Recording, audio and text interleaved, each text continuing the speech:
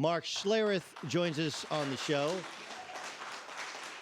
And I want to get to Mitch Trubisky as he tore a hole into the second and third teamers with one of your former teams, the Denver Broncos, and what you saw from Trevor Siemian in that offense. But we got to start with the news of the moment, which is Ezekiel Elliott appears to be suspended for 6 games pending an appeal.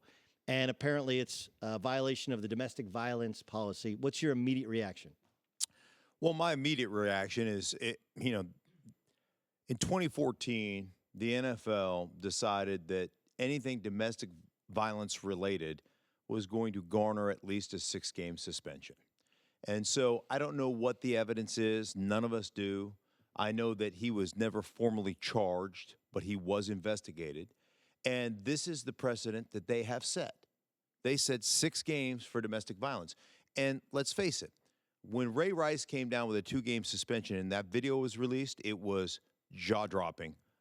It was eye-popping. It was shocking. It put, for me, it truly put kind of a face to what domestic violence truly is. Because I'd never thought about, like, I see people shouting or maybe pushing. When I saw that, it was like, oh, gosh, this is real. Yeah, no, like, that to me, it's interesting you point that out because I've told people all along, like, that's what it looks like. It's not like we saw the OJ hearing, the OJ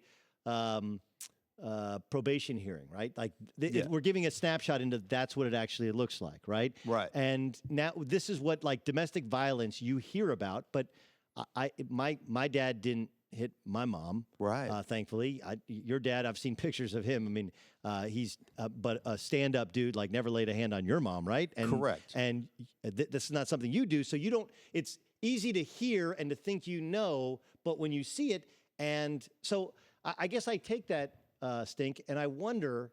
I know, look, you're a former great football player. You're a football analyst, and our immediate reaction is, how does this affect the Cowboys?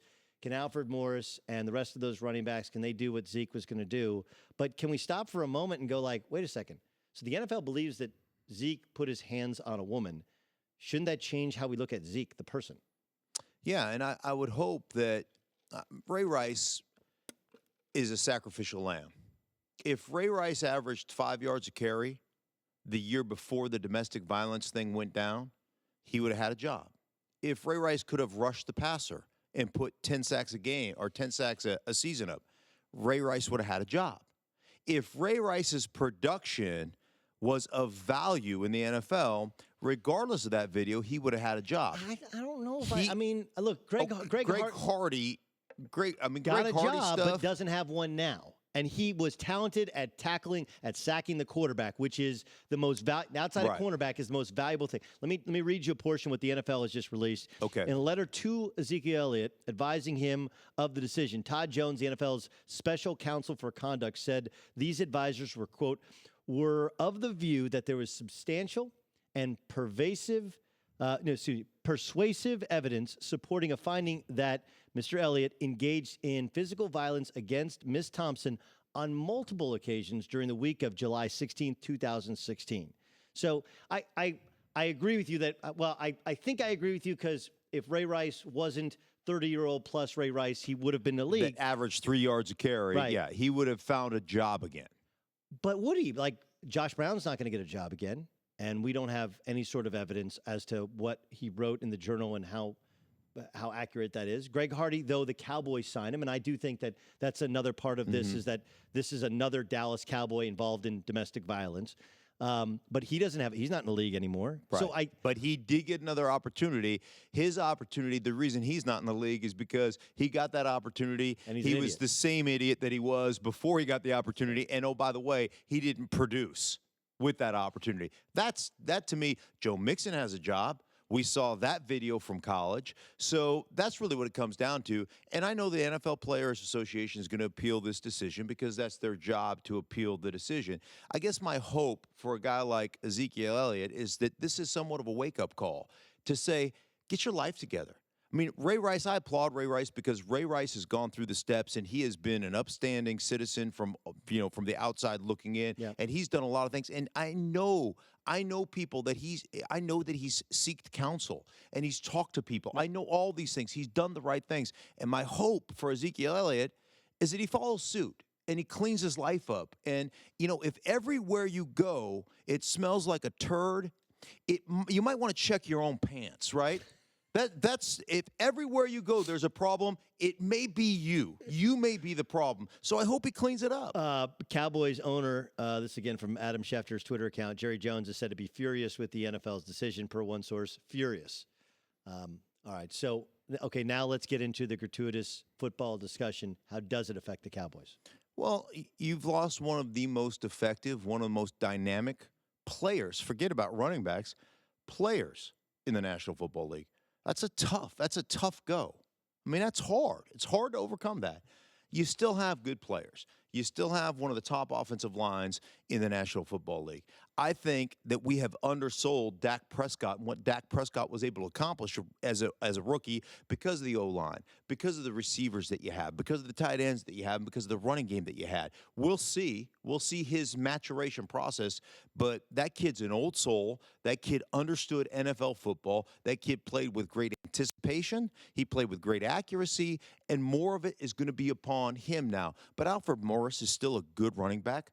Darren McFadden can still get things done. And if it's 6 games and you have to weather that storm, okay, so maybe you lose one extra game there. Maybe Zeke Elliott's worth a game or 2 games, but you still have an opportunity to be competitive in a very tough division. Yeah, and look, they open up with the Giants, who are loaded for bear. I think they're a playoff team again.